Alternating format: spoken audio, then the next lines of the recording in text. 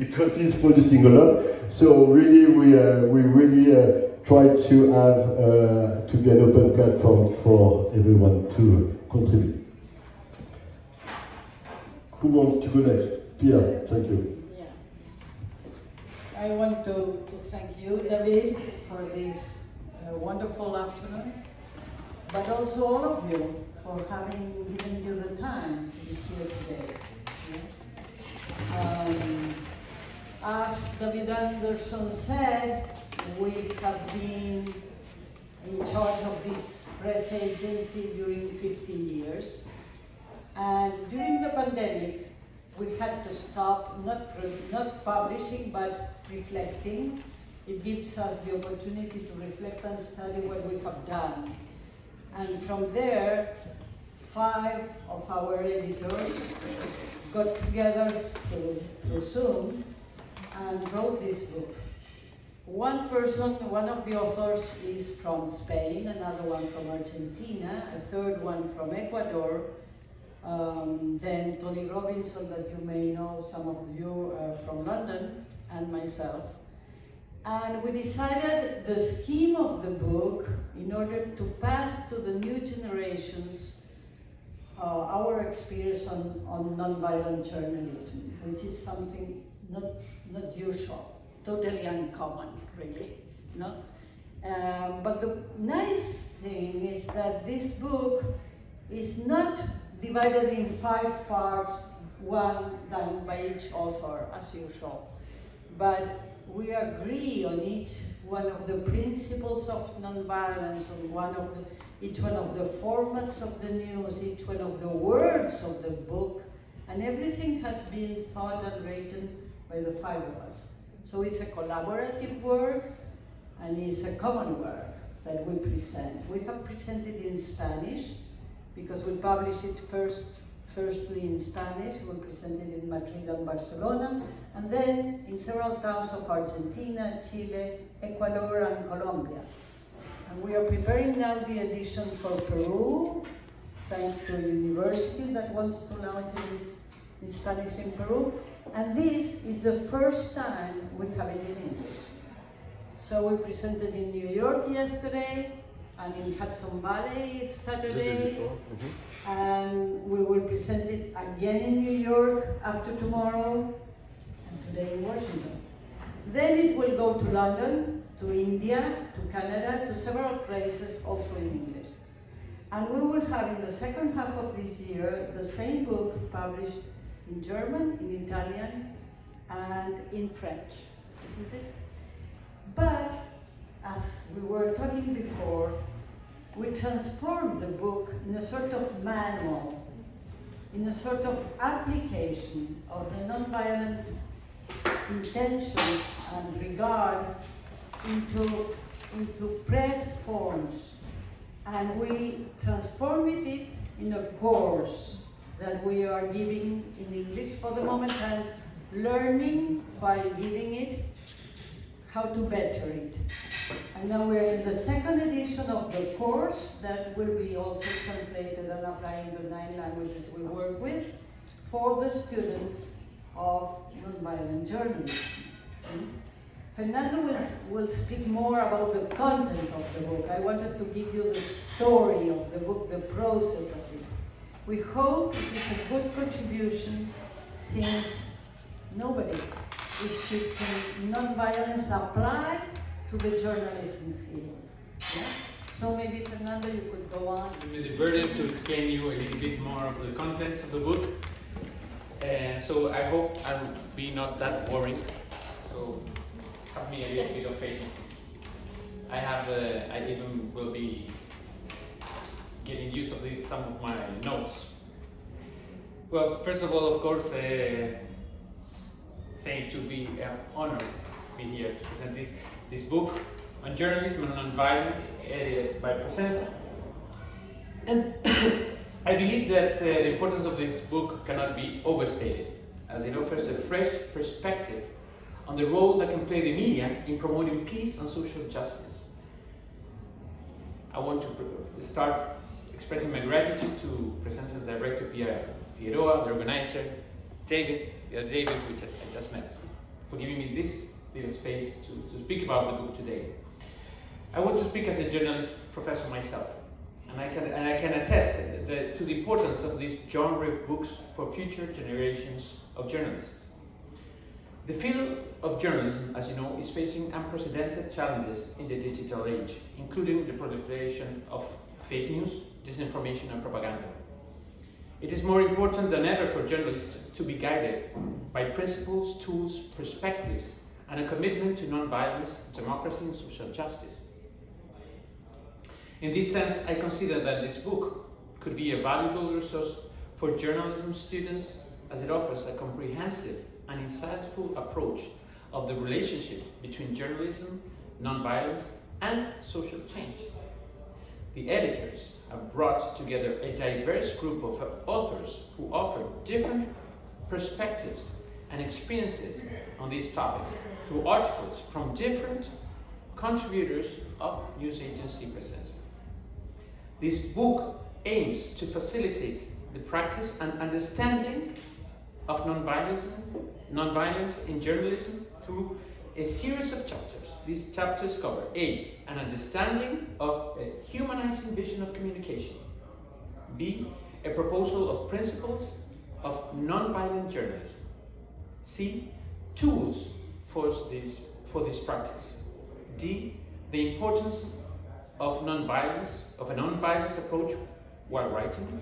And E, methodological clues that are oriented to facilitate teachings of this particular practice of journalism. Then this book is not only aimed at those who want to dedicate themselves to the practice of ethical and critical journalism with a social sense, but also for those who consider it an ethical obligation to teach it, making a complete book on the topic. In this sense, the contributions are not only thought-provoking, but most of all, practical. As suggested, they provide guidance for journalists on how to report on issues related to conflict, violence, or social justice in a way that promotes non-violence and empathy, but also highlights the importance of media literacy and responsible journalism in a time of information overload. Let me insist. The importance of truth in journalism cannot be overstated. In a world where fake news, corruption, populism, bigotry, and economic, religious, and racial violence are all too prevalent, it is crucial that journalists hold themselves to a high standard of accuracy, honesty, and integrity. As one said, truth must be the supreme value of communication. This means that journalists must be diligent in the pursuit of the truth, even when it is difficult or unpopular. They must be willing to ask tough questions, to investigate deeply, and to report honestly, even when it challenges the prevailing narrative or undermines the interests of those in power. In doing so, journalists can play a critical role in exposing corruption, challenging false narratives, and holding the powerful accountable. By reporting on diverse perspectives and experiences, as this book in the articles of Presencia, journalists can help to bridge divides and promote greater understanding and compassion. They can help to counteract the forces of polarization, hatred, violence, and that too often threaten and tear our societies apart. Ultimately, the pursuit of truth in journalism is not just a professional obligation, but a moral imperative. It is essential for building a more just, peaceful, and equitable world. As the world continues to grapple with issues such as poverty, inequality, and climate change, it is clear that we need new solutions and new ways of thinking. This book offers a powerful vision of how non-violence and compassion can be used as tools for social change. It shows that we can be agents of change in our own communities and beyond, and then we can make a difference in the world. And one of the captains of non-violence, Lev Tolstoy, once wrote, "Everyone thinks of changing the world, but no one thinks of changing himself." This book invites us to reflect on our own role as media consumers and producers. It challenges us to rethink the way we consume and we produce news, and to strive for a more peaceful and just world. In conclusion, I would like to urge journalism students and professionals alike to read and have an open approach to this book, now published in English thanks to Presenza. I hope that this new book may inspire new generations of journalists who are committed to non-violent communication and social change. And in closing, I want to thank the editors and contributors of this book for their hard work and dedication. I also want to thank Presenza, Ia, the today is here, for the commitment to promoting non-violence and social justice through their example and articles. This booklet is a testament to the power of collaboration and the importance of working together towards the common goal. Let us all be inspired by it. Let us all work together to create a more peaceful and just world. Thank you, Fernando. Thank you. President, and so on and so forth. And just how do you use this space for being visible and being in front of every situation day after day after day, and be arrested and be and so on and so forth? Because she's really. Thanks, Peter. Well, I'd rather just turn it back to you all, because this is to celebrate the book that you wrote. And I want to ask, how do you practice nonviolent journalism when you're reporting on a world full of violence? And what does it mean in terms of what subjects you write about and how you write about them? And I look forward to reading the book, but maybe you can respond first. I think David also made us that question when he interviewed me and Tony Robinson.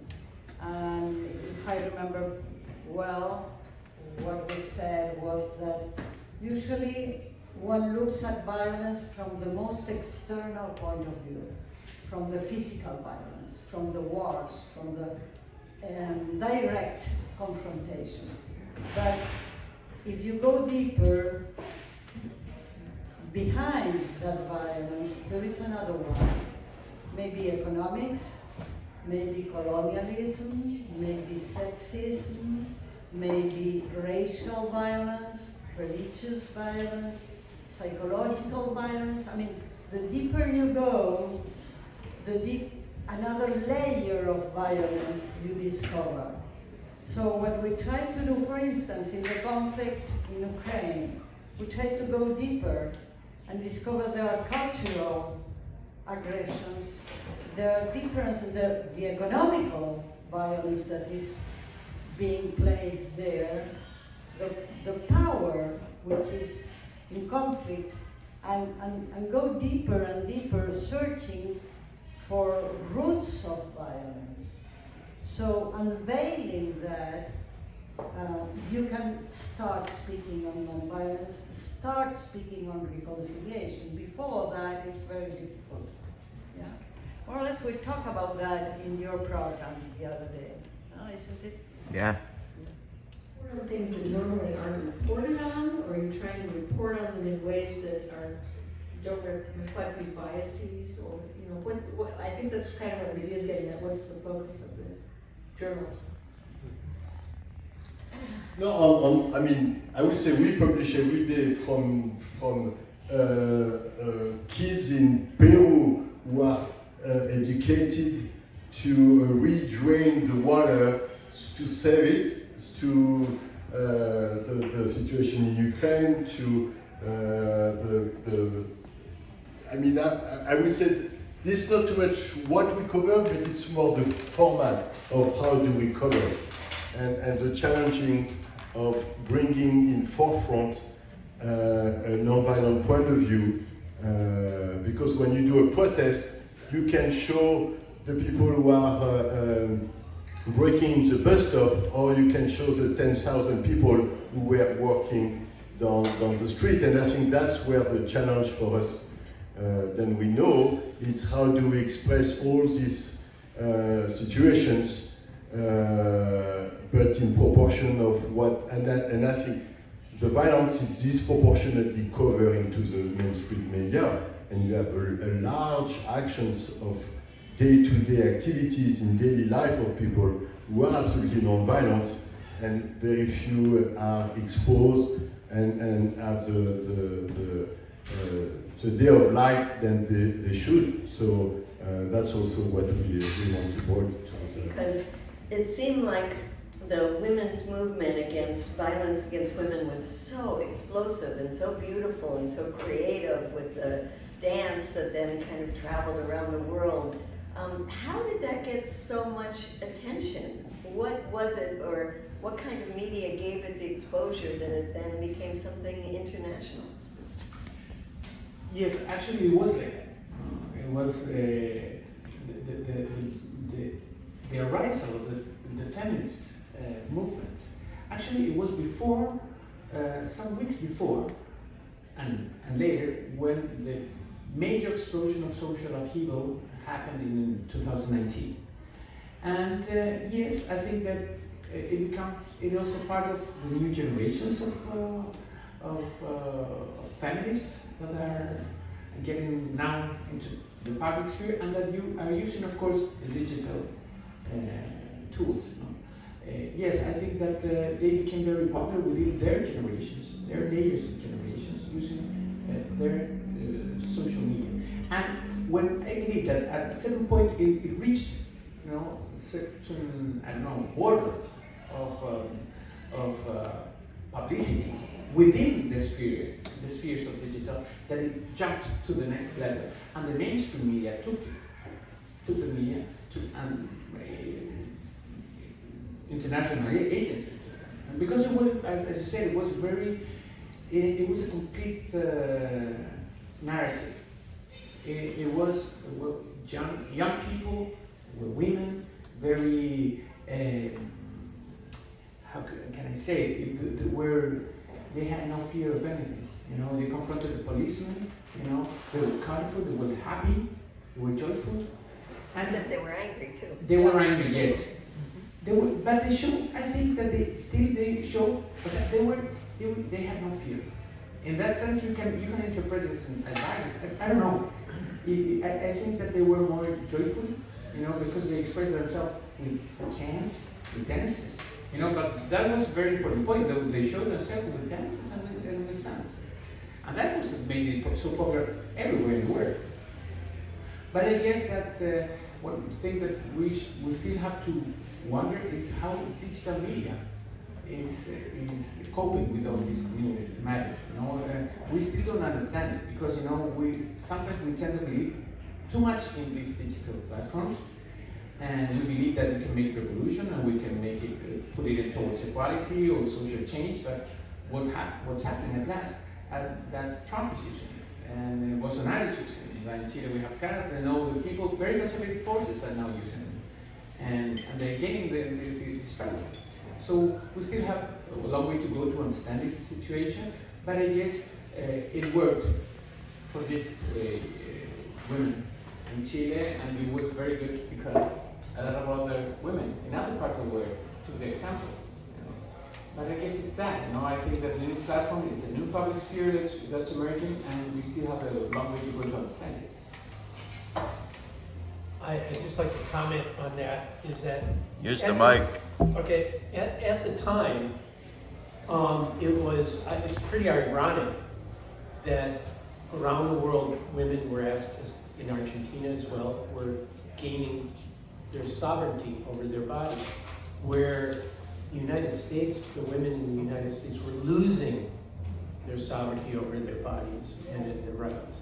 And I think that had a lot of, that helped elevate these, because I imagine women in the if I were a woman in the United States and I saw women in Chile and in Argentina gaining sovereignty over their bodies and their lives, where here in the United States we're in a spiral down towards where women are losing their rights every day. That might have an effect. What do you think? Can I answer?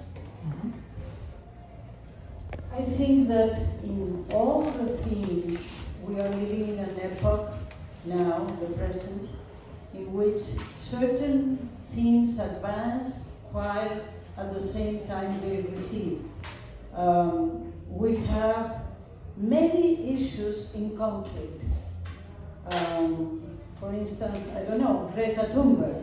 She's pulling and pushing the environmental resistance and fight and the need of preservation, while the enterprises are damaging and continuing in their damaging attitude. But both polarities are very present. The same with women's issues, the same with violence and non-violence, and with migration, and with many conflicts have a simultaneous polarity. So I think we are in a moment in which the crisis, the global crisis we are living, is showing us a world that is quite finishing or fighting not to finish, yeah? While a new way of living is being born, but it's not yet born. So we're in a moment of conflict where in any field you will find that kind of contradictions.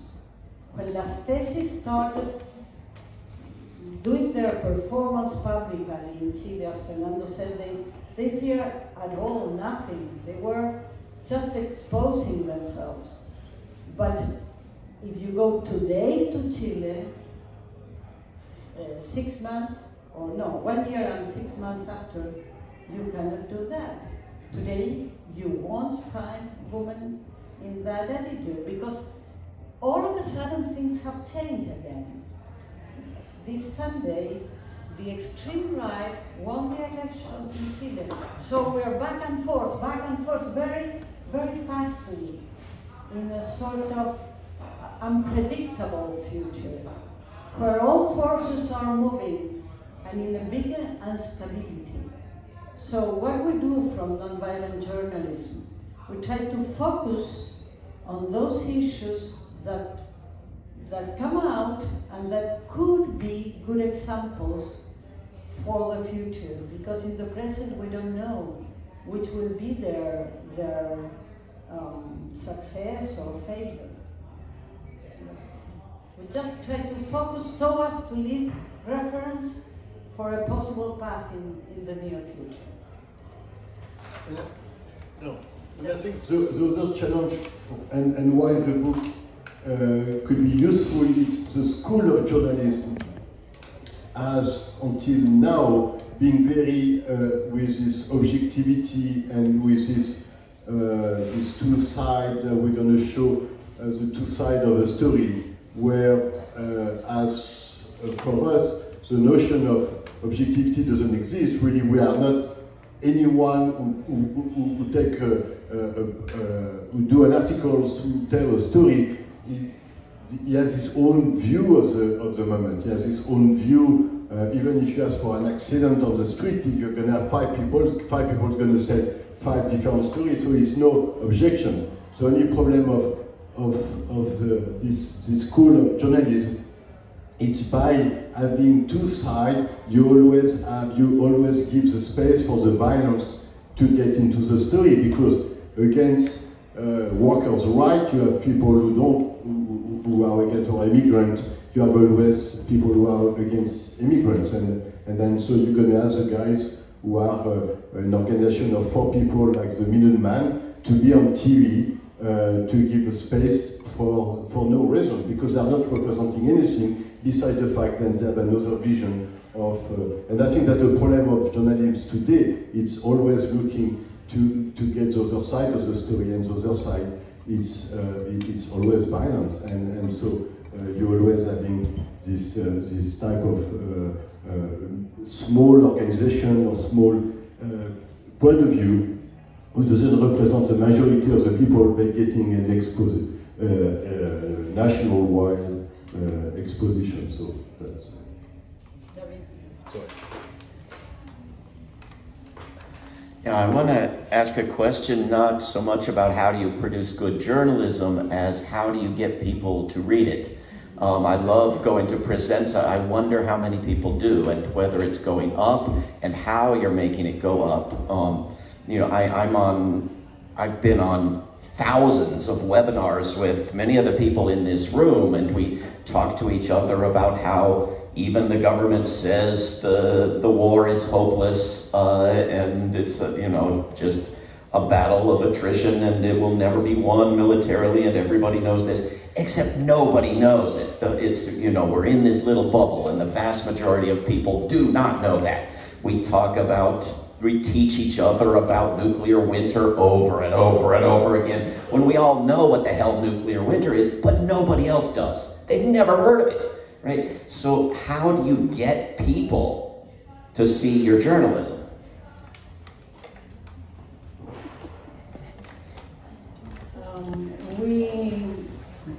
We consider ourselves an agency. That means that even if you can read Presenza directly, our main objective is to be republished or broadcasted by other media, by different media. So we have built a net of 500 and more different media all over the world without any discrimination. Our documentaries go from China, where we have broadcasted in all the territory of China through the TV, our documentaries, and the States, the same documentary, yeah, and the Middle East, and India. So without any discrimination, we create links and partnerships with media that are more or less in the same tone or sensitivity. And we hope that our contents will be reproduced by others, and that is why we also reproduce the good contents of so many other media.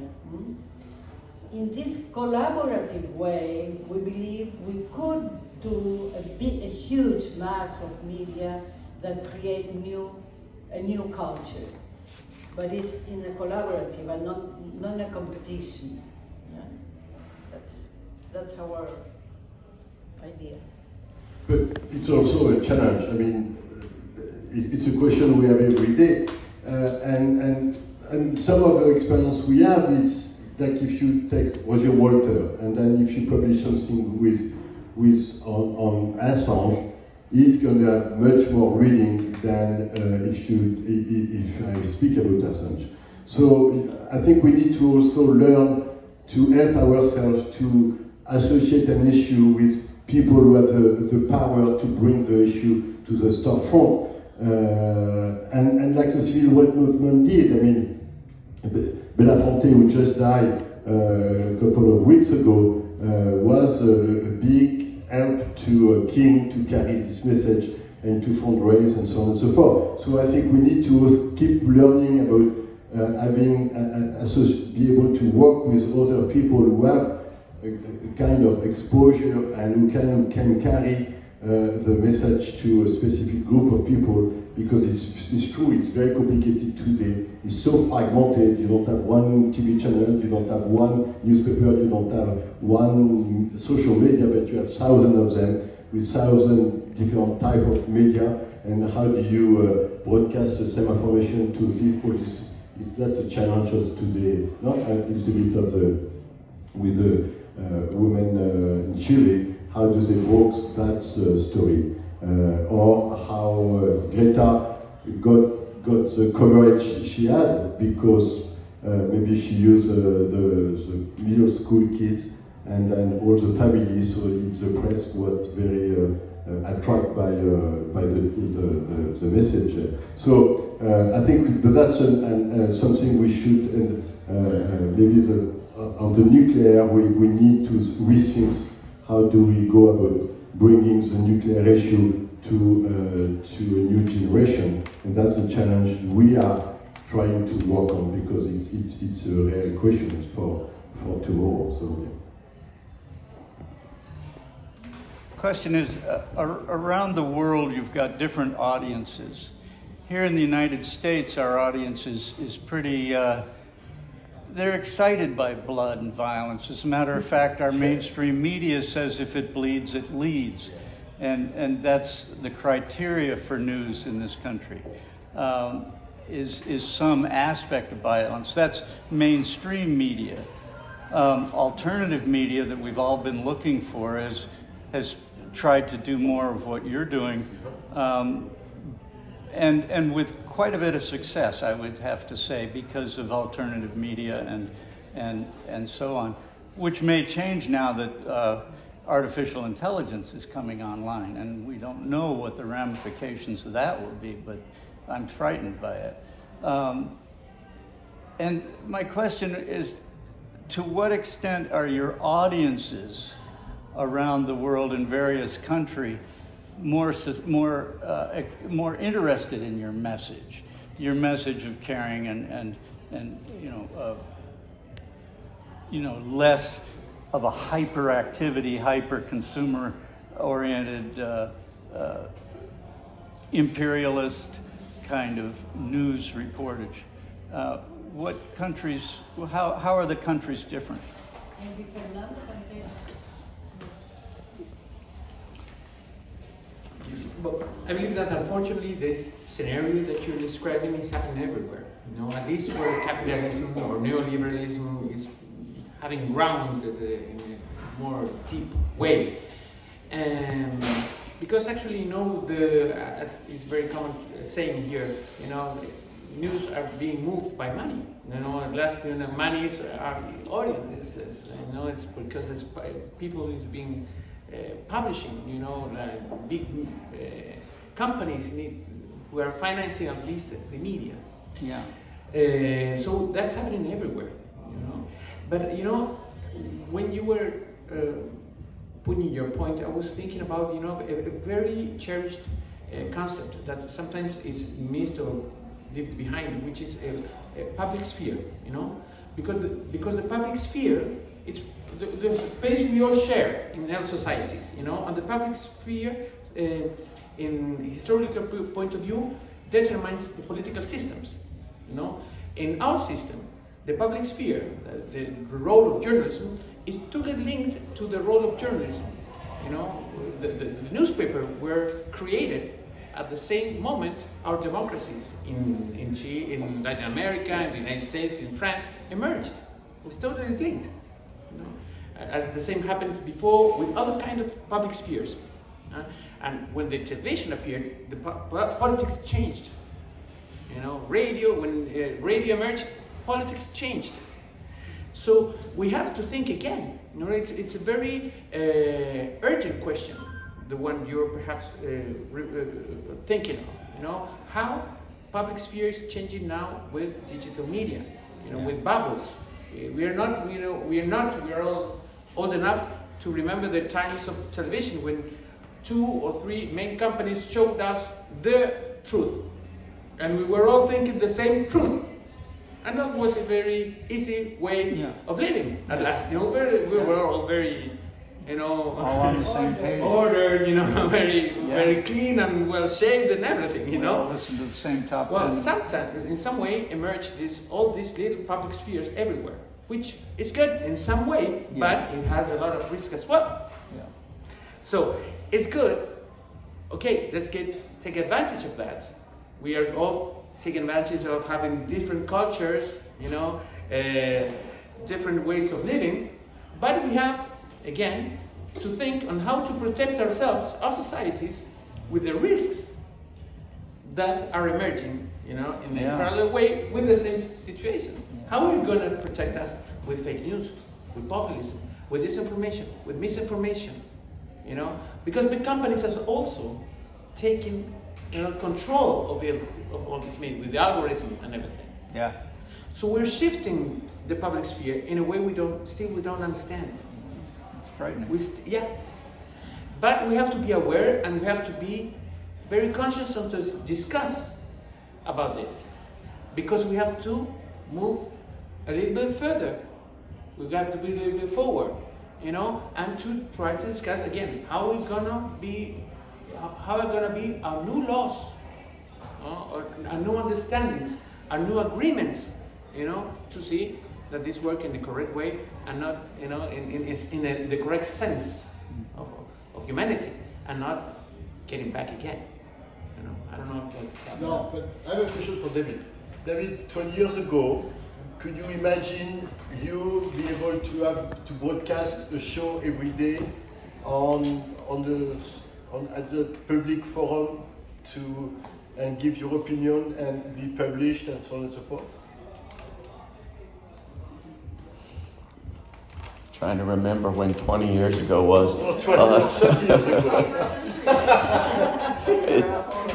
20 years ago, I'm going to say yes, more or less. 30 years ago, no. Exactly. No, not 30 years ago, no. And it's good and it's bad, right? We are in a country here where they don't lock you up for saying most things, most of the time. But they have pretty darn well figured out how to ignore you and how to create public fora that are managed by computer algorithms that disappear you. So, you know, you're free to scream at the top of your lungs, but there's a vacuum sucking all noise from anywhere beyond 3 feet away. And so, you know, it's wonderful to have the sort of freedom of speech and freedom of press that the internet gave us. But this is why we've been so insistent on a free and open internet and on busting these monopolies and creating democratically controlled algorithms, for lack of a better word, because you know, unless you have the skill and the diligence of Medea to put yourself in front of their cameras, your camera, you know, it can be top quality and it can be brilliant and it can be wonderful journalists like you all, but they can shut it out without, you know, without having to lock anybody up. So, you know, there's good and bad, and I agree with what's been said that we need to consider what the ramifications are of this different system and the system that's coming. Yeah.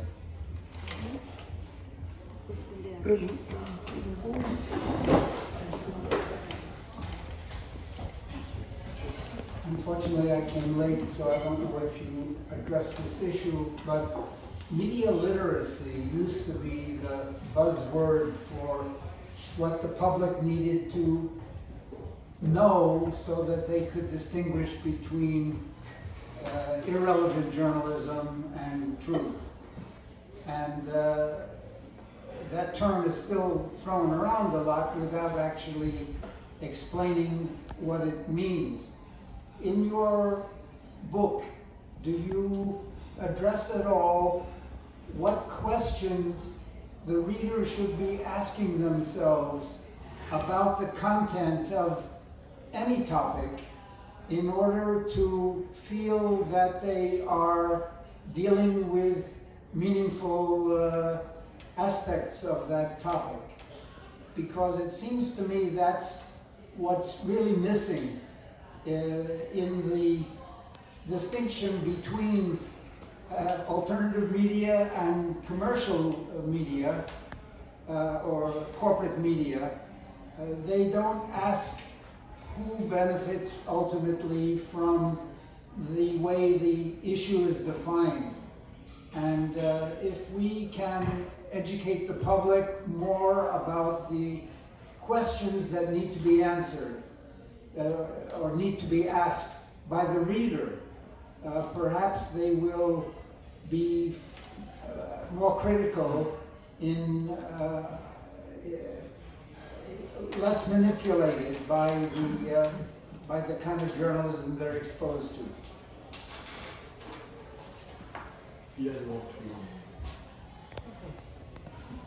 Yes, I think your point is very important, and we address not only the public but also the journalists to ask themselves what kind of vision your piece would have which are the interests of the media for which you work for, because many times the journalists produce pieces but then have to adapt them according to the editorial line of a particular media that has economical interest or political interest that where your work wouldn't fit.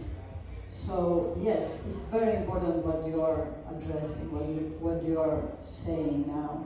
And in the book we try to explain the students or the journalists to consider the medium in which you will go with your work, so as to be able, if possible, to choose the ambit where you will develop it, the particular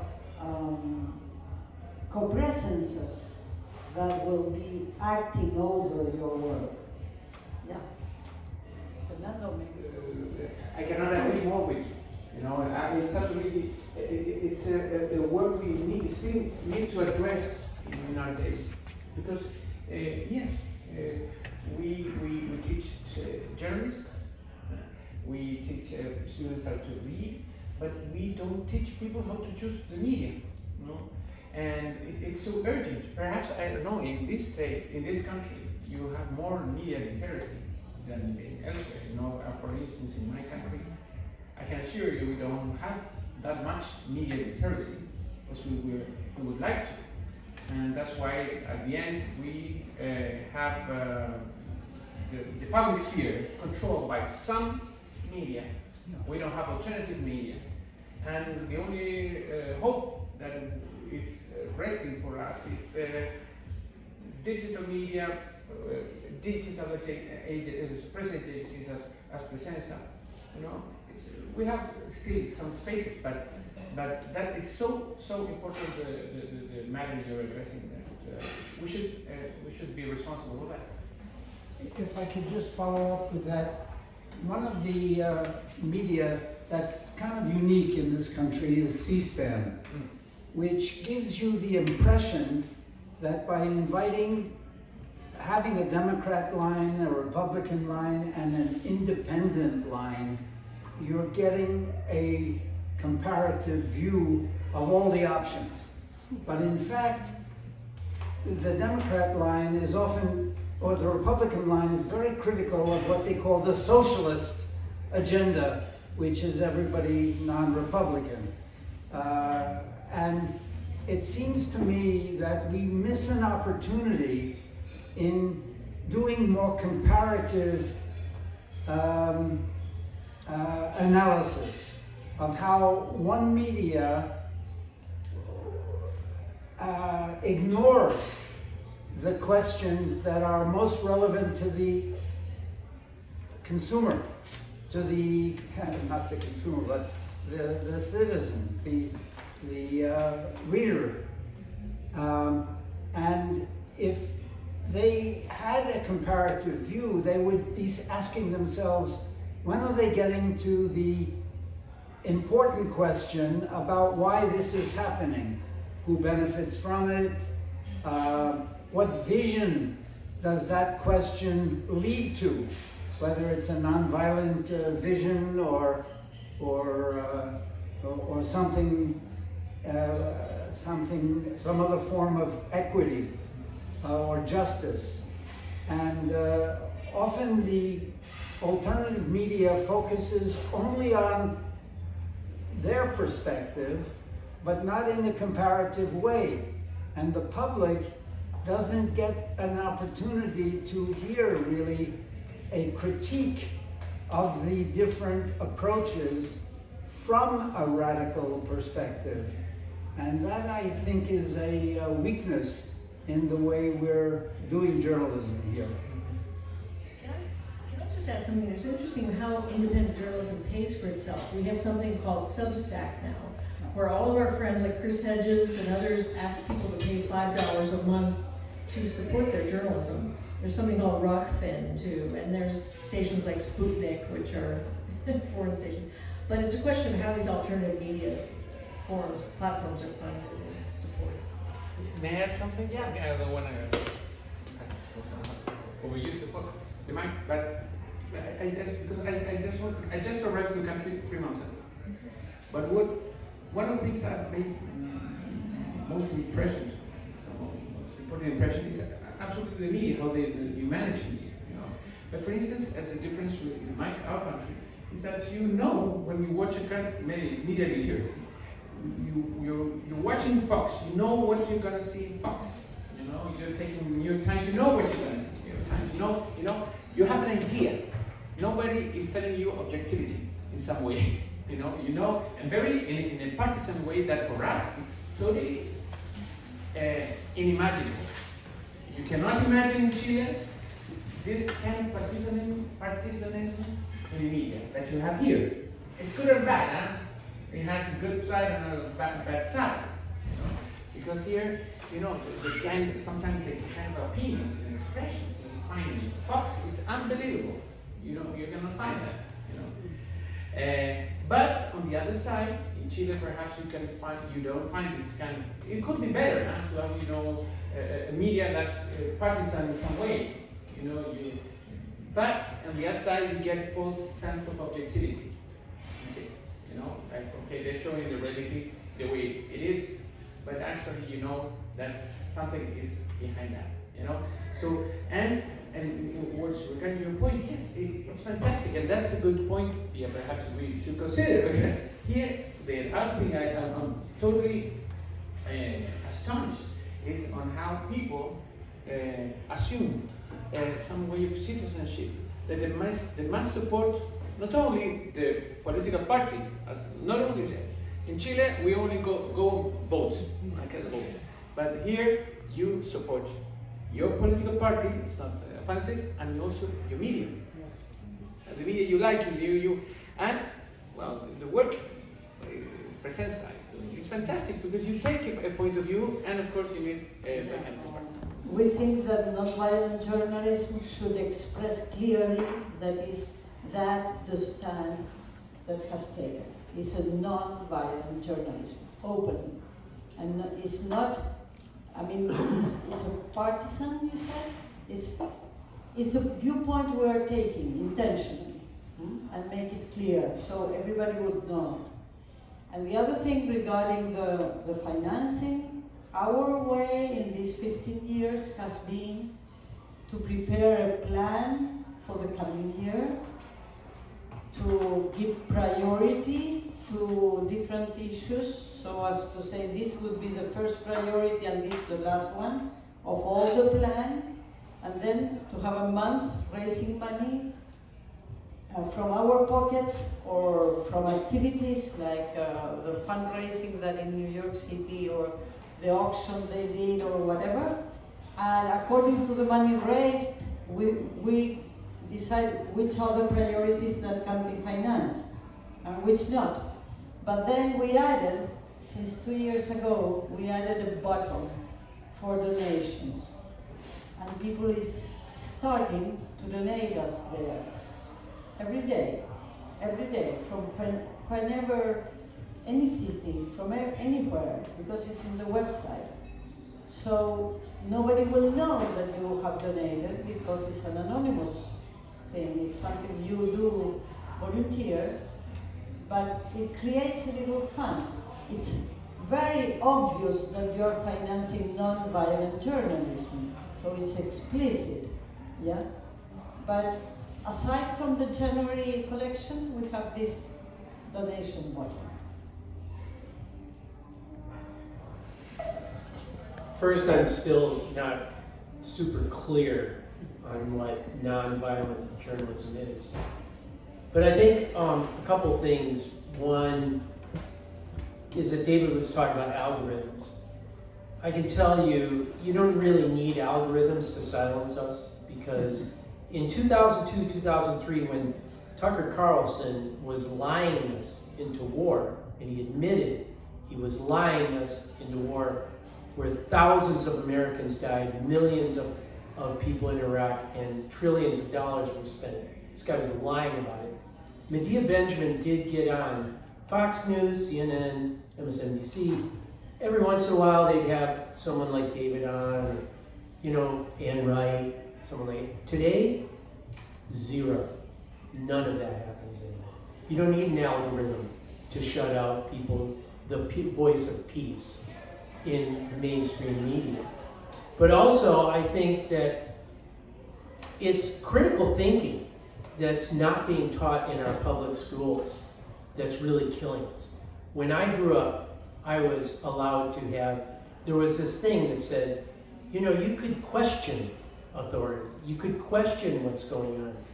And nowadays, it's like if you question something, you're bad or something like, or people don't even have the capabilities, it seems, to question when something is so obvious. It's like when Medea does her book tour about this Ukraine war.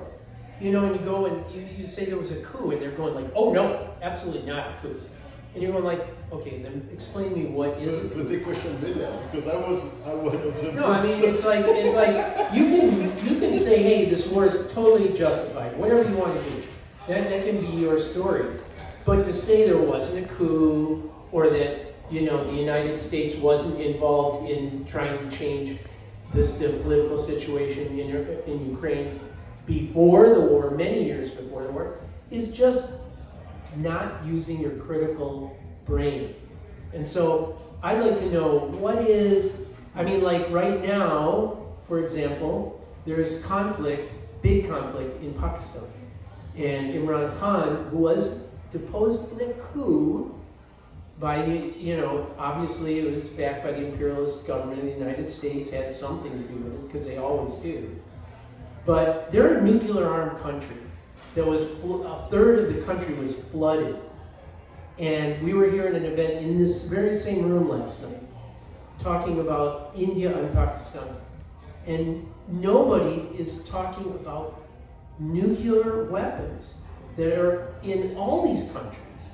And, you know, thank God that one of the things that people bring up about Ukraine right now is, oh, you know, Ukraine gave up its nuclear weapons so that it could have peace. I'm going like, thank God they don't have nuclear weapons. Any country that we can take the nuclear weapons out of, I'm saying do it.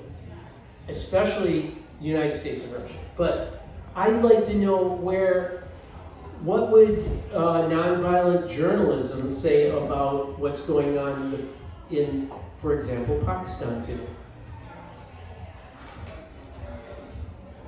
What you're describing, I mean, we have been publishing about nuclear weapons from day one. I mean, we have been against nuclear weapons from even before we were present.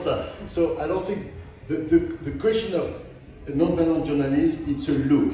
And I'm going to give you an example. When I came to the US, you had to say undocumented community immigrant. Right now, if you say undocumented immigrant, they tell you no, they are illegal immigrants. And that's the non-violence aspect will be to call the community undocumented immigrant. And if you say this is illegal immigrant, you are not non-violence. Okay? So that's really where it's going. It's how do you talk about something. If you say this country are terrorists, you are not non-violent journalists. I mean, it's very simple, because you have to go about looking at the story and give a vision of what are we facing. So if you talk about Pakistan, and you need to understand the process, how do Pakistan get to the situation today, what is the relation with India, what is the problem with nuclear weapons. The problem of nuclear weapons, we know it from 70 years ago. So it's not the fact that Pakistan has nuclear weapon, it's a danger for humanity, but the same danger than in the US has nuclear weapon, and the US has used nuclear weapon. And so, I mean, the more violent country right now, we are in the middle of it. So Washington, it's a big place to play for it. So I think we need. It's not too much the situation in itself. It's more how do we go about sharing and explaining and looking at the situation, and how can we offer the process and not just the fact, but how do we go to the situation. And what Pia was saying, when we talk about the situation of Pakistan, it's not new, it's decade was been the situation has been developed to get to this point, and why we don't have an international community who can work on that story. Why after 9/11 no one, I mean the US didn't bring everybody on the table and say how can we work on something who has deep rooted to non-violence and to, so you know, it's not, we cannot pick and choose the issue and say, oh, this is like this is like that. I think we need to a global vision. We need a notion of process, the vision of historical background, cultural background, have very important notion. Then someone was one of the questions was, oh, but if somebody is killed, are you going to show the photo of this person killed? I mean, does we know to have a photo of somebody killed is more important than the story of the condition of living of 20% of the population of the US? I mean, that's where we need to see where are we putting importance and what is the priority. Yeah, and a very, very little adding to what you're saying is that in the book we establish some principles of the nonviolent journalism. And the last one is that if you really do that kind of journalism, you become necessarily an activist. I mean, you take action. You cannot just describe in a non-violent way what is happening, but you need to take action in order to stop violence.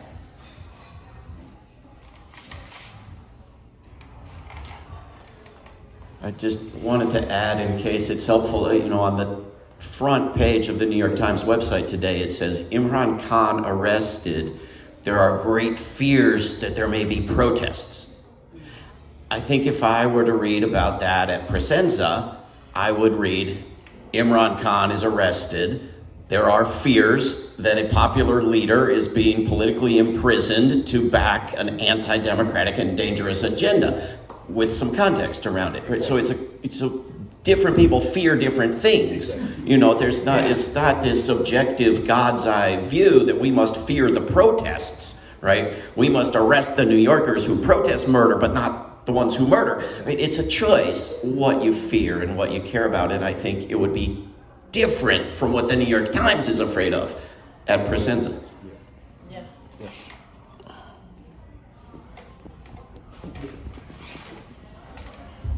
Well, of course, what you fear depends on who you are and where you're from and your history and all of that. And what I'm finding traveling around talking about Ukraine is that there are people from Eastern Europe who fear Russia.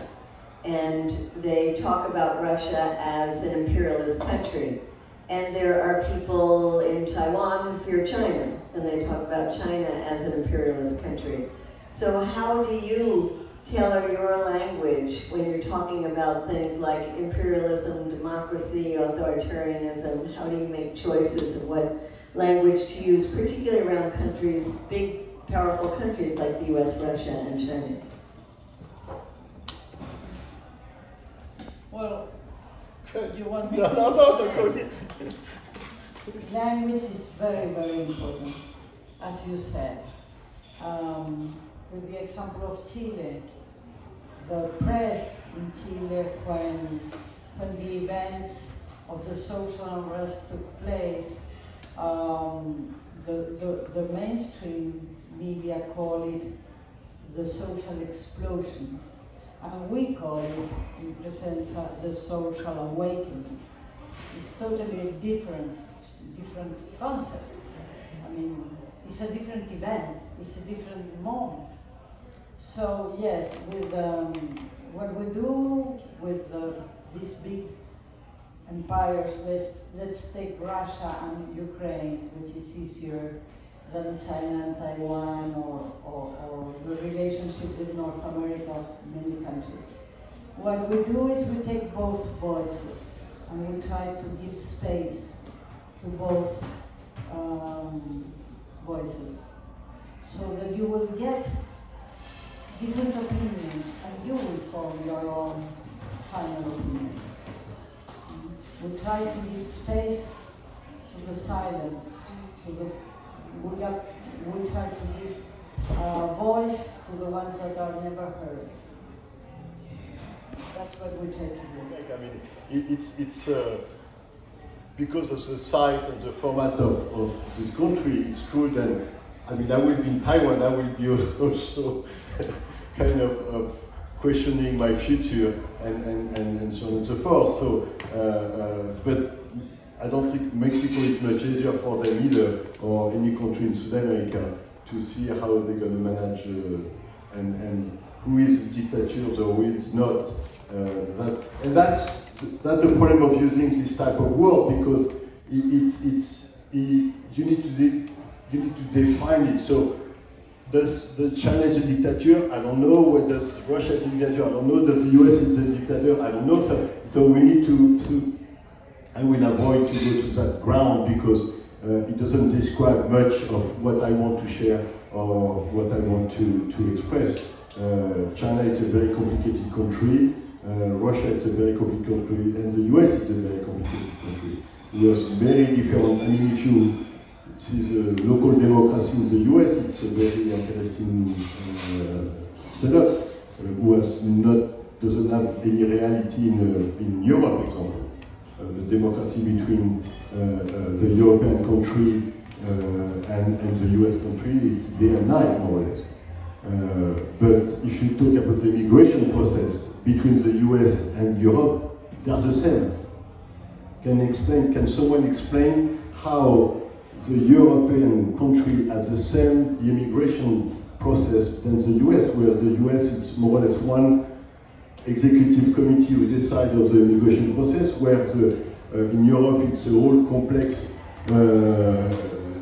committee with 27 countries, and they end up with the same situation, closing the border, leaving the people outside, asking for asylum. I mean, it's exactly the same. So that's more what I'm trying to, and I think in Presenta we try to look at. It's how do we end up in more or less the same situation in different places, having very different structure and organization, and to try to understand how do we go about, sharing this reality, and how do we ask for transformation and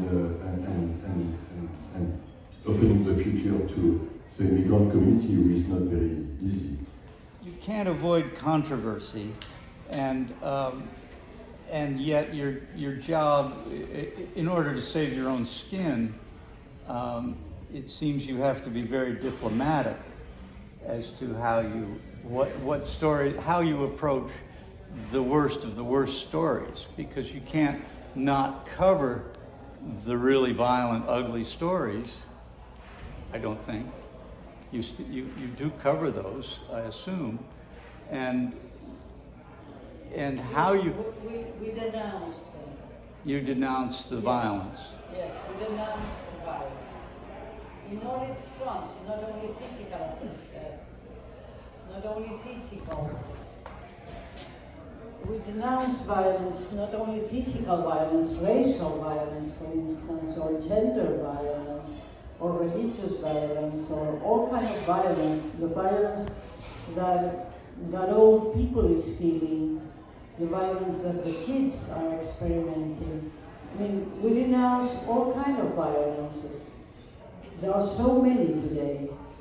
Trying to look at the root of violence, which is a way of treating the other person or the collectivity as they were at your use, and not treating the others the way you would like to treat them. So we try to go to the root of the violence. And one of our proposals in the book is to do a kind of journalism that will help reconciliation. And try reconciliation also as a news, as something that you need to tell the other ones, that you need to write about. Have you gotten in trouble? Have Yes. you found yourself Yes. in danger? I will speak about Presenza rather than me. We have one journalist, Claudia Aranda is her name, Chilean journalist that was reporting every day the front line on the social awakening that we experiment from October 2019 until March 2020. She was on the front line, the police took her several times, we had to hide her, and she was looked by the police again, and we had to help her go to Canada, and now she's legally a refugee in Canada because of press repression from Piñera's government in Chile, former government in Chile. So she's refugee there in Montreal because of her press work. She was reporting every day from the streets. This Las Tesis performance, for instance, she was an expert on that, and she was bringing up all the news of what was happening in the streets, and the police were against. The police were killing people, but also blinding people, and against the press, and she was taken several times and tortured. And you sort of, I assume you might have had to subdue that story. Yes. In order to avoid being in the same room. No, we wrote about many media, our partners reported about her. We built a file with all those stories of other media, and that was what she presented in Canada in order to obtain her. Oh, I see. Yes. But sometimes, like in Tunisia, when the story is a little bit too high, we put it under the name of Presenza International Press Agency. We don't put the name of a specific reporter who did the story. So we have many ways we are not putting ourselves in danger we don't ask people to put themselves in danger either, but to have it a little bit media style, where you push, but you know at some point where it's going to be. I mean, if we want to be non-violent, we cannot be on the point. Then it's going to be. We're going to end up in contradiction or in violent situation ourselves. That will be go against, and there will be also a short vision, a short view. Then we're looking at a longer trajectory of development. And I mean, for us, we have been developing stories, and we have been developing the agency for the 14 years. So in some way, we are, and people are, like I get more and more articles from Bangladesh, from country where we don't have necessarily someone, but people are Asia is becoming very interesting. So the vision of expanding and looking at a new world, it's really there, and I think that's a very interesting process that we should look.